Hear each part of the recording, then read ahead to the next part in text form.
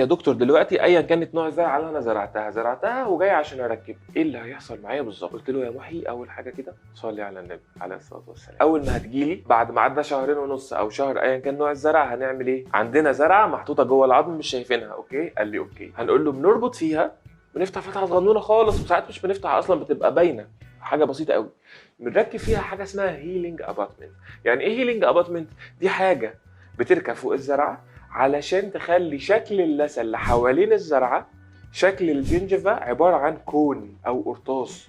ايه الفكرة يا دكتور؟ ليه أنا عايز شكل اللثة يبقى كون أو قرطاس؟ لأن أنا محتاج أشكل طبقة حماية قوية جدا وخط دفاع أول وتاني وتالت حوالين الزرعة، يحمي الزرعة دي ما يجيش عندها أبدا أي بقايا أكل أو بكتيريا أو أي حاجة، أوكي؟ طيب دي بتقعد قد ايه؟ بتقعد اسبوع مثلا او 10 ايام. في خلال بقى الاسبوع ال10 ايام دول بنكون عملنا حاجه اسمها مقاس. يعني ايه مقاس؟ مش انت لما بتيجي تعمل تركيبه بتاخد مقاس ايا كان المقاس اللي انت هتاخده ده مقاس تقليدي بالباتي والعجينه الاديشنال سيليكون والحاجات دي، ولا بالسكانر ايا كان؟ المهم ان احنا اخدنا المقاس. لما بناخد طبعا المقاس بالسكانر ده بيكون احسن كتير. ليه؟ لانه اسرع ولانه ادق ولانه اسهل ولان المريض مش بيتضايق. ناس كتير جدا لما الدكتور بيجي ياخد لهم مقاس بيحس ان هو فوميتنج كده، خلاص مش قادر ياخد نفسه. لكن الاسكانر هو جهاز بيدخل يصور كده في اقل من دقيقه دقيقتين انتهى الموضوع، شكرا جزيلا.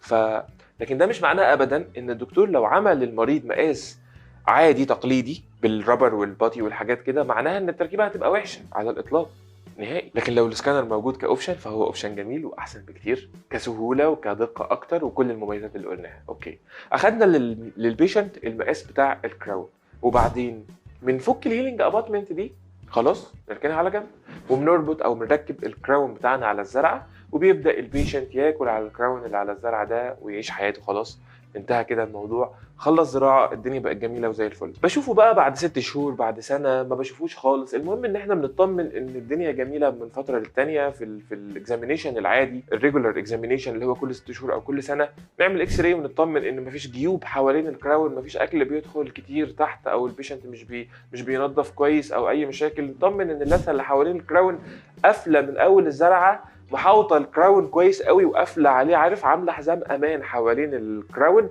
وبالتالي ما بتعديش ابدا اي اكل ينزل تحت اللثه او يوصل للزرعه او اي بكتيريا او اي حاجه. فبتفضل الزرعه العظم اللي حواليها كويس ومتماسك وقوي وموجود وتمام.